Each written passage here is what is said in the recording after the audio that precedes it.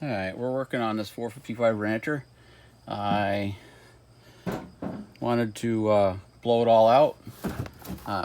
It's a tune-up basically we're doing on it. We put a new ball in it, a new air filter, a new plug in it, and new filter in the fuel tank. And then I realized that I also have to change the clutch because somehow or other one of these springs got lost. So they do make special tools that grip this thing and make it come apart. I assume this thing here is just gonna pop out. The other one sure popped out without asking. Okay, we're just gonna leave her in there. All right, she's happy to stay. All right, say hello. All right, hello people, good job. Okay, so they make a special piston stop, and you screw it into the spark plug hole, and then there's like a pin that sticks down and touches against the bottom of the piston. What? Yeah. Okay, so better than that. What a piece of string.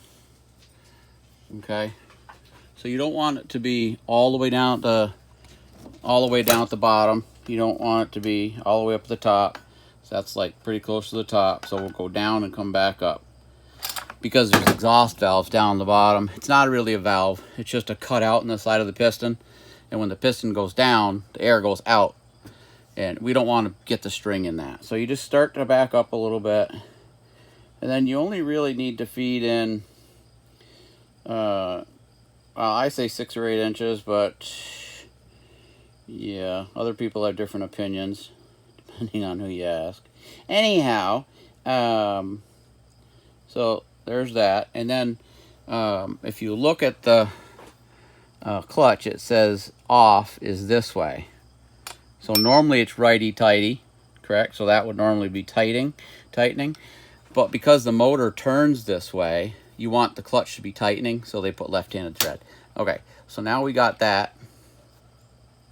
So now we're just gonna find something to bump that with, as far as like a chisel or a hammer or something, and just tap the end real gently like.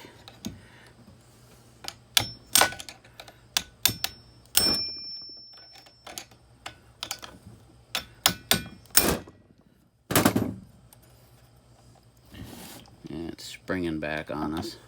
Of course it is. You could use an air hammer. You could use the actual tool. You know.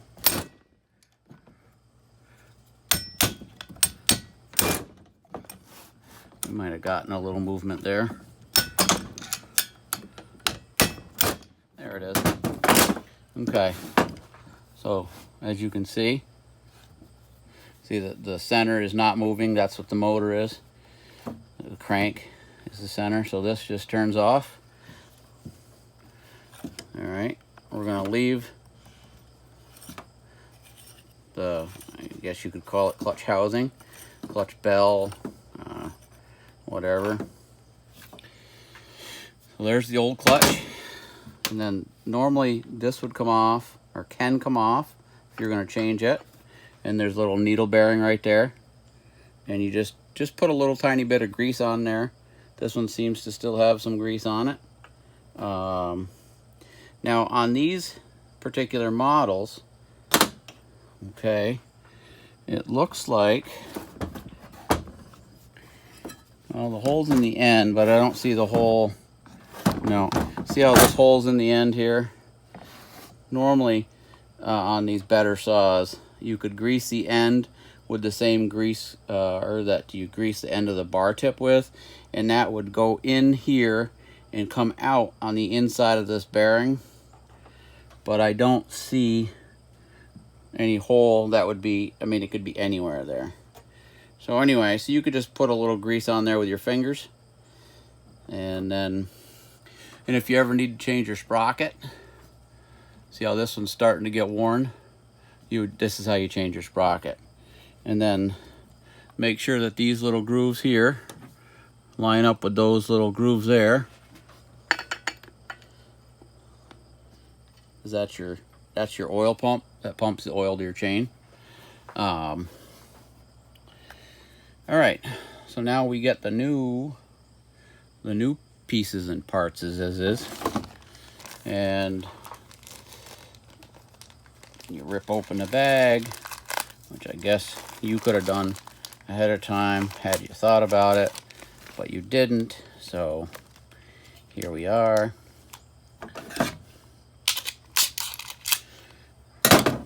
Ripping and tearing and tearing and ripping. Tearing and ripping and ripping and tearing. There we go. Okay. There's the pieces and parts. And again, there's the letters that say off, the words that say off, that go this way. Same as that one, right? Okay, so obviously on is the other way. Ta-da, ta-da.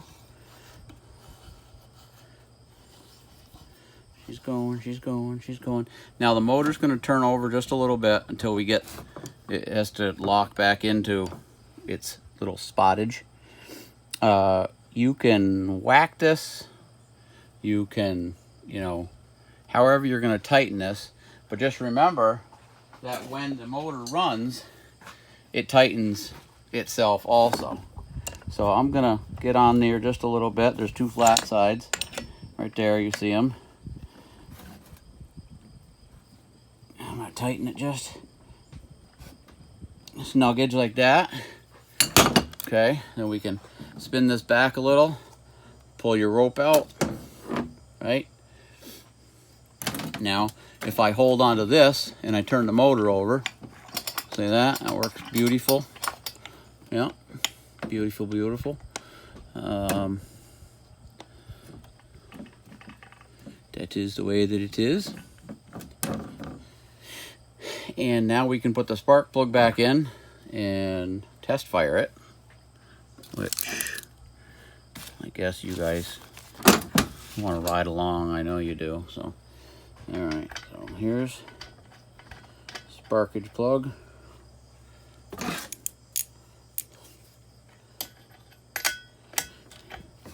Handy dandy tightener upperer. It's hard to do when you're up in the air and off sorts, but there it is, snugged. Now, when we start it, oil's gonna pump out of here. Normally gonna make a mess, right? Right. So, turn it on, give it a pull.